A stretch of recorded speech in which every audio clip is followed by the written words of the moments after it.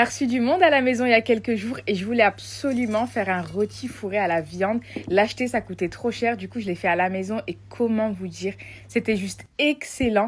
Et pour ça, j'ai commencé par prendre la viande hachée que j'ai assaisonnée avec du sel, du poivre, de l'ail en poudre. J'ai ajouté des échalotes et du persil, du riz basmati que j'ai cuit la veille. Ensuite, tu mélanges bien et une fois que ta farce est prête, tu prends du cellophane que tu mets sur un plan de travail. Ensuite, au centre, tu vas venir y déposer tes escalopes que tu as écrasées et bien coupées finement au préalable.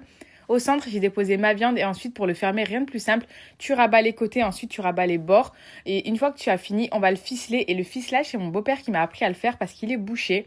Donc j'ai pris de la ficelle spéciale pour le ficelage des rôtis.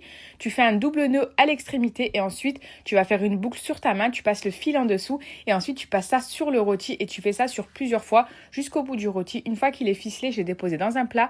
Ensuite j'ai mis de l'huile d'olive dans un autre récipient et exactement les mêmes épices que pour la viande. J'ai juste rajouté du paprika et des herbes de Provence en plus. Tu mélanges bien et là tu viens badigeonner ta viande. Une fois que c'est badigeonné, tu envoies ça au four pendant 40 minutes à 180 degrés et ensuite tu as plus qu'à te régaler.